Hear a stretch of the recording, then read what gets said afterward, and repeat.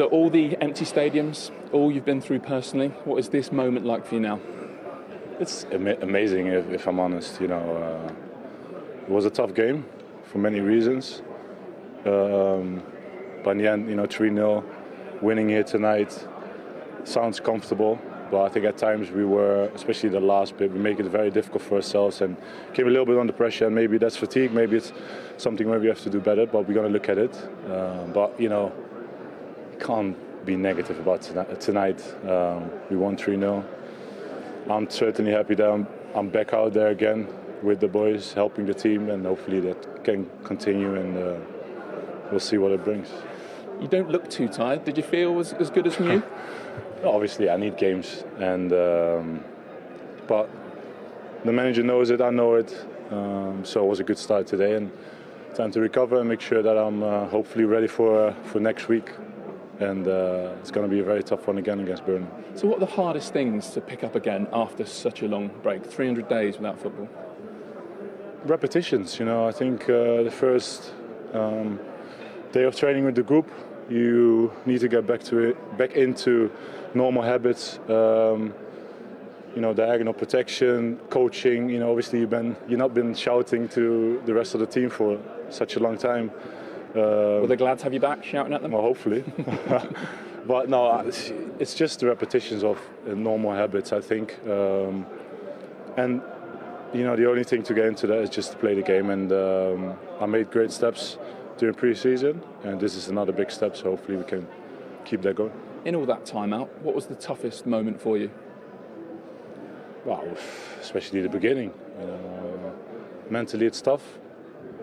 You are going from one day of being fully fit to the next day that you can't walk. You're full of medication, full of pain. You can't sleep. Everyone has their opinion, and you read those things because you have nothing to do.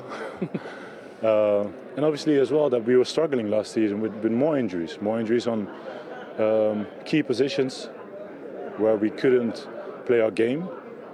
Really, the way we want to play, high pressure, full of energy, and I think, when we had midfielders playing as centre back, it's not easy at all.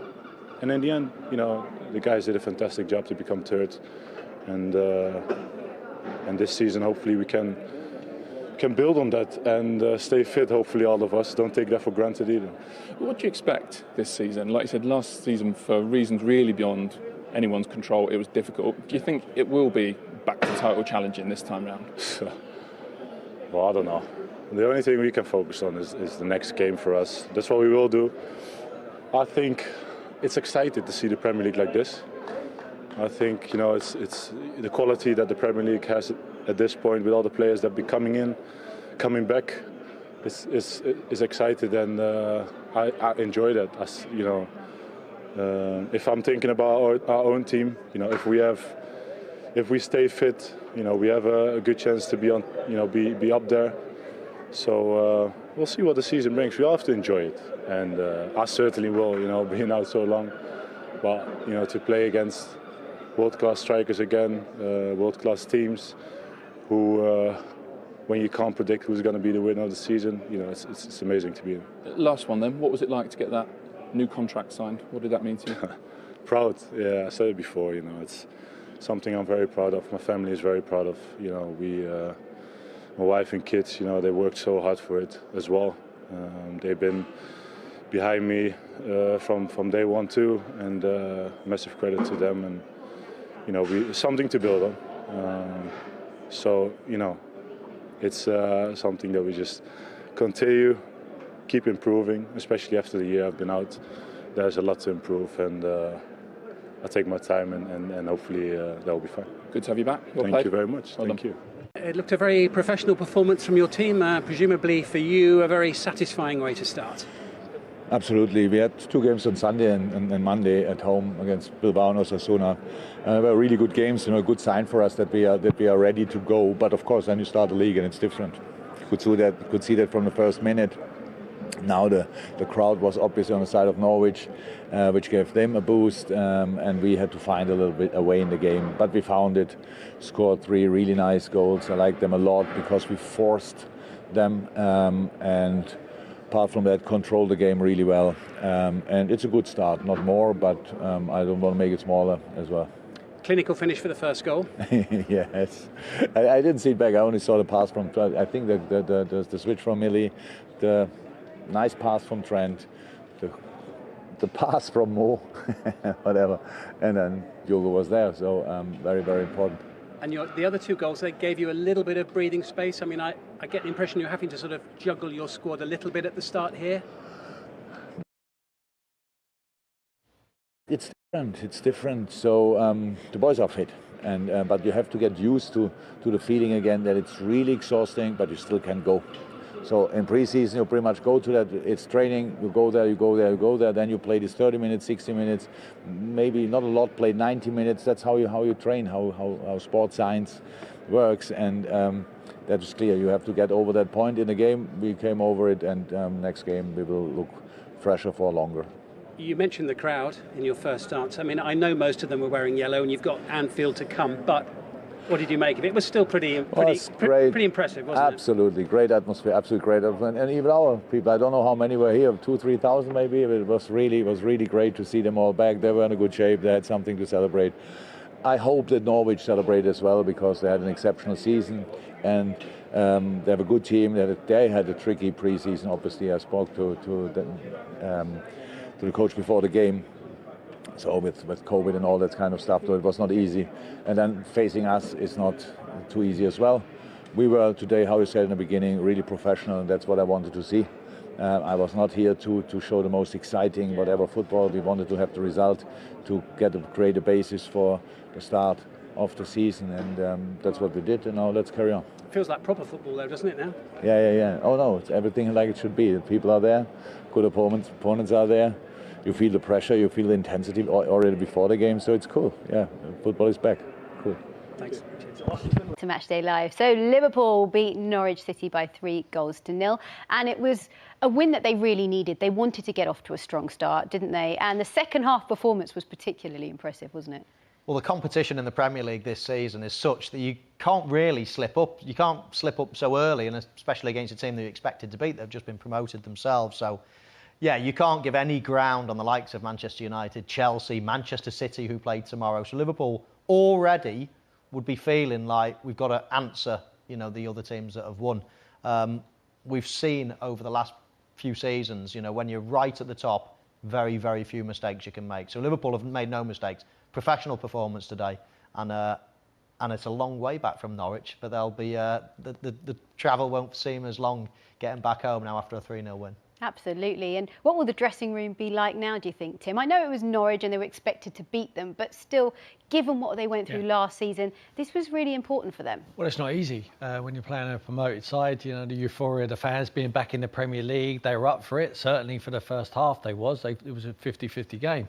But the class just showed in the end they're too good. They were too good. If you're professional and you do your jobs right and you don't give the opposition any leg ups and you don't give any encouragement to that raucous fan base, then you'll get the job done with better players. And when you've got the firepower that Liverpool possess, you're always going to win football matches if you're organised in behind. And with Virgil van Dijk back there now, Alisson in goal, I think you've got that spine, that solid spine, so you can mix your players, rotate your players in front.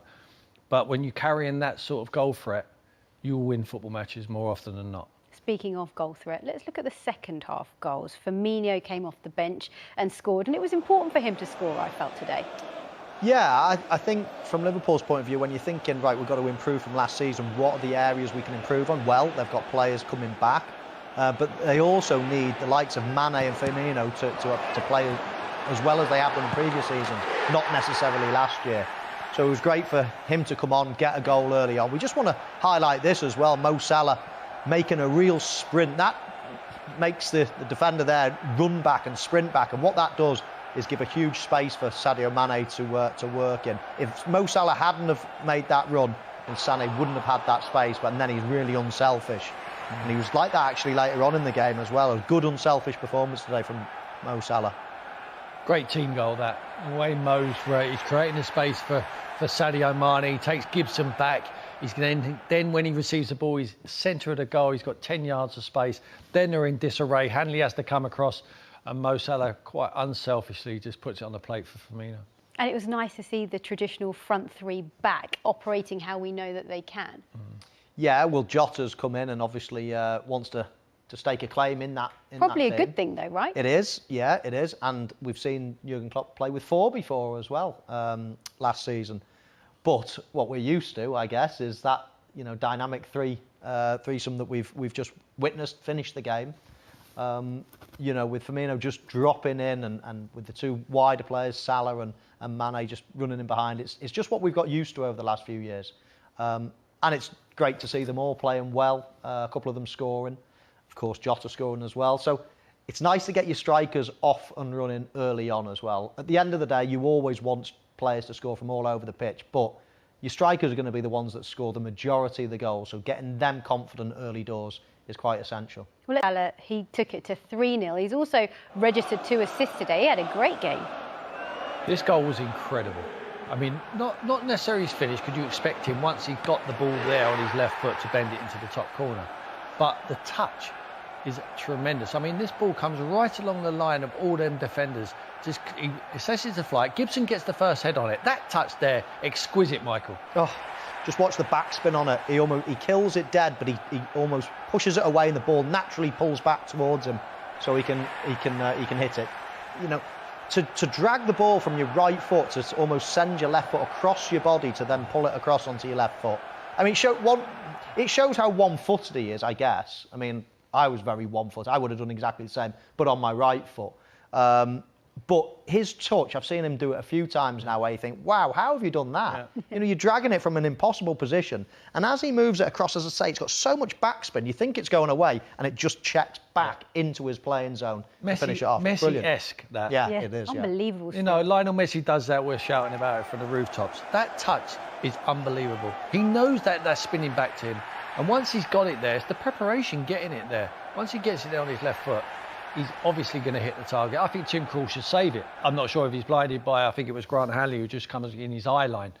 But he hits it very well, but it's all about the touch. Magnificent. And hey, what a stat that Mo Salah is the first player to score in 5 consecutive opening weekends of the league. I mean, that's incredible. Yeah, I'm not sure whether it's coincidence or he's, so keen to start off the season. I think he's certainly a player that's got that bit between his teeth. I think he chases titles. I think he chases individual titles as well. He wants to be the Golden Boot winner. He's scored consistently since he's been at Liverpool. He's been an unbelievable servant already. I think he's closing in on 100 Premier League goals as well, joining the 100 club. 98 he's on. Yeah, so he'll be keen to get to that as well. No doubt. This season. I'm sure it'll be a blink of an eye before he gets there. And I mentioned he got the 2 assists. He assisted the first goal of Diogo Jota. It's a bit more fortunate to get the assist with this, though. Yeah, he tries to control this ball, but this is all about the pass. Once there's a questionable foul there on Pukki, once he gets the ball into Milner, this pass out to Alexander-Arnold there, he just eliminates the defender. And this is even better. He pings it through. Mo Salah tries to take that himself. Hanley anticipates wrongly. You watch Hanley there. I'm not sure what he's thinking. He's looking. Maybe he thinks that Mo Salah's going to miss this ball. He's never missing that. That's right on his foot. But he miscontrols it. But the person who's alive and the anticipation is Jota, and he scuffs that one into the corner. Michael Owen-esque. I don't know if that's a compliment or not. I don't think it is. Well, it's ended up in the net. So. Oh, that's all right. I'll take it. I really can't understand Grant Hanley there. I'd love to ask him what were you thinking? Were you thinking that Mo Salah's going to miss the ball? Were you thinking that Mo Salah's going to give it an over because he knows someone's behind him? Yeah.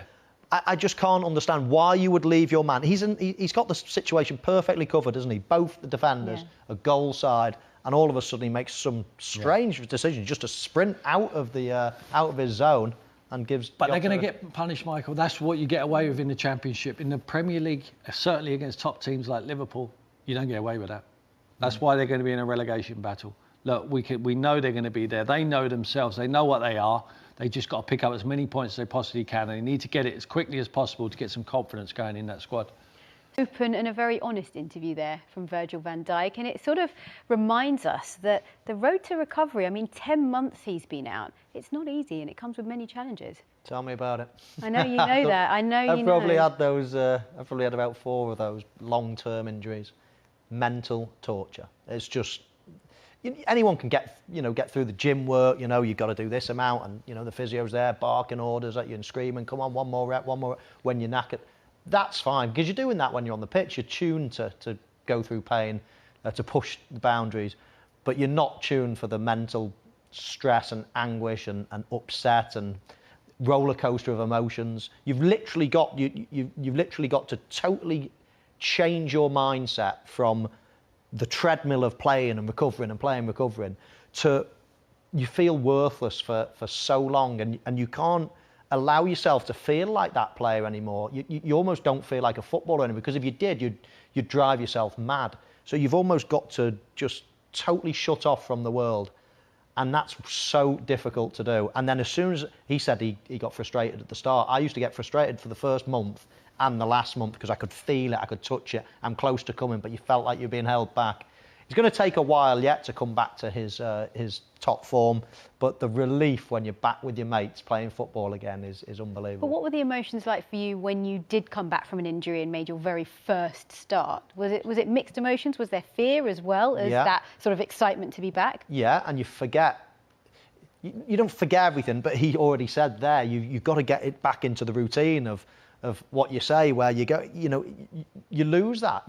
Sometimes, when you come on as a substitute, it takes you a couple of minutes to feel your position and sort of almost get your bearings and get your balance on a pitch and just sort of understand where you are.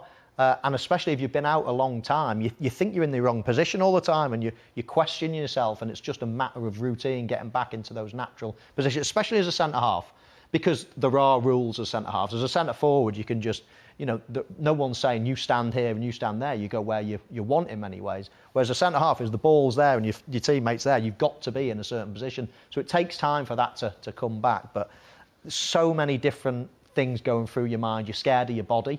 You're scared of something going again and thinking, or compensating and pulling a muscle. How many times do you see someone coming in and pulling a muscle after being out for a while? So you've got such a mixture of emotions. And when you finish the game, the relief, thinking, right, ticked it off, on to the next one. And then, and it's only after about 3 or 4 games, I think, that you start feeling really part of it and really tuned in again. And I guess this is why it was important for him to start and play the full game today, because they have Burnley next, but then it's Chelsea, and they'll need him for the game against Chelsea. Yeah, Lukaku will be up and running by then, you would have thought. But no, I mean, I love him. It's not only about his performance. He makes other people around him better. As soon as he's lined up in that tunnel with you, if you're his teammate, you've got the boss there.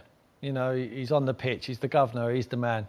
He's back, he's with us, he sticks his chest out. He's got that arrogance about him in a nice way. He's a lovely man, and he leads, and he talks, and he moves people around. Yes, you lose a bit of that and instinct of doing that when you've been out for a long period, but he soon come back into it today. He strolled through that game today. He's a Rolls Royce. When you have a Rolls Royce in the garage, when you bring it out, you don't put your foot down straight away, do you? I mean, he's the lowest average speed of any player on that pitch there today was Virgil. He totally cruised that football match. But he was doing other stuff. He was there, his presence was there, and he was making players around him. He was organising. But, that he's probably the quickest player on the pitch, bar none. If you put him on a line when he's up to speed, but he just cruised. He let his brain do it, Michael, there today. Yeah, and when I look at centre-half, I just look at his attributes and I just think, what hasn't he got? I mean, I can't think of one thing. I mean, we're watching. I know he's been out a year and it's, probably stupid to say it now, but, I mean, we've watched, let's say, over the last few years, one of the greatest centre-halves there's ever lived. I mean, what can't he do? He's as quick as anything. He's a leader. He talks to everyone. He reads the game well. He's brave as he scores goals. He's a brilliant passer, long and short. What can't this fella do? And it's been such a miss to not have him in the Premier League for a year. And I just hope, and there's encouraging signs, of course, pre-season